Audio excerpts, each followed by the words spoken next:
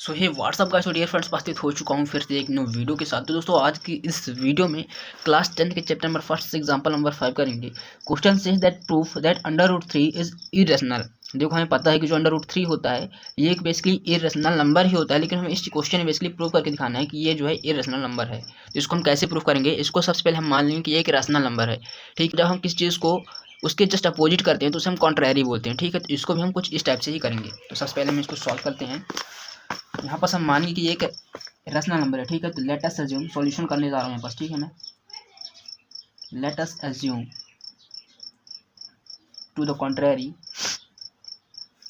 कॉन्ट्रैरी that under root 3 is rational. ठीक, इसको मैंने मान लिया कॉन्ट्रैरी पर कि ये एक रैशनल नंबर है। ठीक है, अब देखो जब हमने इसको मान लिया कि ये एक रैशनल नंबर है तो इसको हम पी अपॉन क्यू के फॉर्म में लिख सकते हैं। तो इसको हम पी अपॉन क्यू के फॉर्म में लिखेंगे। एंड यहाँ पर उसमें मैं सबसे इंपॉर्टेंट चीज़ लिखने जा रहा हूँ, आप लोग को थोड़ा ध्यान देना है। वेयर पी एंड क्यू, मतलब ये वाले पी एंड क्यू को प्राइम्स होंगे। ठीक है, क्यू आर को प्राइम्स क्या होते हैं मैं आप लोग को एक बार बता दूंगा। Coprimes and q is not equal to 0 and की इज नॉट इक्वल टू 0। तो मैं आप लोग को एक बार बता देता हूँ बेसिकली को प्राइम्स होते क्या हैं। तो देखो को प्राइम्स बेसिकली ऐसे दो प्राइम नंबर को कहते हैं जिनका कॉमन फैक्टर सिर्फ एक हो। ठीक है, और एक के अलावा और कोई फैक्टर नहीं होना चाहिए। जैसे देखो यहाँ पास 3 है एंड 5 है, इसका कॉमन फैक्टर क्या है? सिर्फ एक है। एंड इसके अलावा इसका कोई फैक्टर नहीं होगा तो इसको हम क्या बोलेंगे?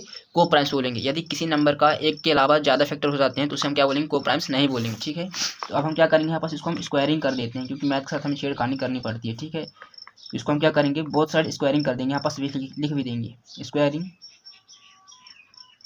Both sides. ठीक है, अब क्या करेंगे हम लोग? इसको सॉल्व करेंगे। ये आ जाएगा 3, अंडर रूट से अंडर रूट कट जाएगा ना, आ जाएगा 3, हो जाएगा पी स्क्वायर अपॉन में क्यू स्क्वायर। ठीक है, अब क्या करेंगे? इस क्यू स्क्वायर को इधर 3 के साइड भेज देंगे।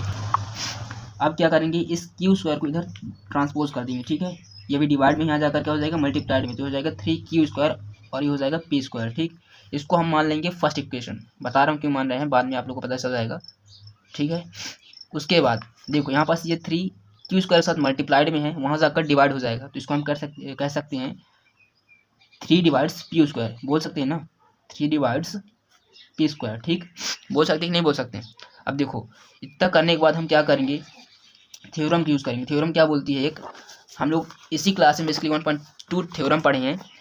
क्या है theorem? Let p be a prime number if p divides a square then p divides a where a is a positive integer. Theorem ये बोलती है यदि कोई नंबर किसी नंबर की इंटीजर को डिवाइड कर रहा है तो वो नंबर बेसिकली उस नंबर को भी डिवाइड करेगा। ठीक है, जैसे यहाँ पास मान लो 9 है, तो यदि कोई नंबर किसी नंबर के स्क्वायर को डिवाइड कर रहा है तो वो उस नंबर को भी डिवाइड करेगा। ठीक है, बेसिकली यही थ्योरम बोल रही है। तो यहाँ पास हम इस तरीके से यहाँ पास कंक्लूड कर पा रहे हैं कि जो 3 है वो डिवाइड्स कर रहा है पी को। ठीक, अब यहाँ पास थोड़ा आप लोग ध्यान दीजिएगा। यहाँ पास 3 क्यू के साथ मल्टीप्लाइड में है तब वहाँ जाकर पी स्क्वायर को डिवाइड कर रहा है, लेकिन यहाँ पास 3 के साथ कुछ भी नहीं है तो ये कैसे पी को डिवाइड करेगा? तो यहाँ पास हम बना सकते हैं तभी वो वहाँ जाकर पी को डिवाइड कर देगा। तो यहाँ पास हम लिख सकते हैं 3, यहाँ पास कोई भी नंबर होना चाहिए मल्टीप्लाइड में 3 के साथ, तभी जो है ये पी को डिवाइड करेगा यहाँ ट्रांसपोज होकर। तो यहाँ पास हम कोई नंबर ले लेते हैं, जैसे मान लो यहाँ पास हमने कोई वेरिएबल ले लिया सी, जिसकी वैल्यू कुछ भी हो सकती है। तो यहाँ पास जो है 3 सी के साथ मल्टीप्लाइड हो जाएगा एंड मल्टीप्लाई होने के बाद 3 वहाँ जाकर ट्रांसपोज होकर इसको डिवाइड करेगा, तभी होगा 3 डिवाइड्स पी। ठीक, तो इसको हम कैसे यहाँ पास करेंगे? 3c is equal to P, मतलब 3c के साथ मल्टीप्लाइड में है, वहाँ जाकर डिवाइड होगा, तभी होगा 3 डिवाइड्स पी। अब हमें क्या करना है? सिंपली क्या करना है? इसको स्क्वायरिंग कर देना इसको भी। तो यहाँ पास हम लिख देंगे फिर से स्क्वायरिंग बोथ साइड्स, इस स्टेप पे लिखेंगे बेसिकली। ठीक है, स्क्वायरिंग बोथ साइड्स, तो इसको हम ऐसे करेंगे 3c स्क्वायर, ठीक है, होल स्क्वायर एंड पी का स्क्वायर। ठीक, इसको हम सॉल्व करेंगे, आ जाएगा 3 9c स्क्वायर एंड हो जाएगा पी स्क्वायर। ठीक है, अब देखते रहिए, आप लोग को समझ में आ जाएगा। अब देखो इसको हम फर्स्ट इक्वेशन मानते हैं, इसको हम मान लेंगे सेकंड इक्वेशन। क्यों मानेंगे? देखो यहाँ पास भी पी स्क्वायर है, यहाँ पास भी पी स्क्वायर है। ठीक, तो यहाँ पास हम कुछ कंक्लूड कर सकते हैं, मतलब कुछ ना कुछ तो कर ही सकते हैं। देखो यहाँ पास पी स्क्वायर है, यहाँ पास भी पी स्क्वायर है। ठीक, तो हम क्या करेंगे? यहाँ पास जो पी स्क्वायर है एंड यहाँ पास जो पी स्क्वायर है, इस पी स्क्वायर की वैल्यू को यहाँ पुट कर देंगे। यहाँ पास पी की स्क्वायर की वैल्यू क्या है? 3 की स्क्वायर है, तो इस 3 स्क्वायर को हम यहाँ पास पुट कर देंगे। ठीक है, तो हम लिखेंगे पुटिंग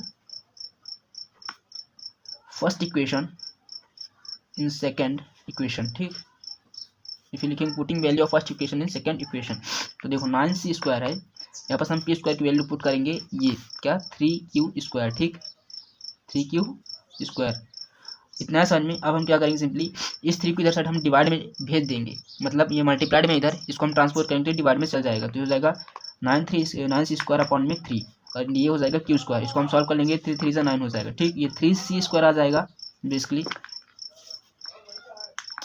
क्या हो जाएगा 3c² एंड ये हो जाएगा q²।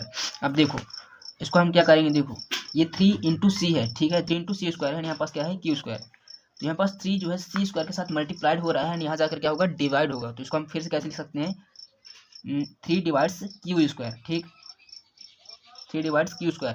एंड अभी हमने थ्योरम पढ़ी है, यदि कोई नंबर किसी इंटीजर के स्क्वायर को डिवाइड कर रहा है तो वो नंबर उस इंटीजर को भी डिवाइड करेगा, तो 3 डिवाइड्स q ऑल्सो, ठीक है q ऑल्सो, ठीक।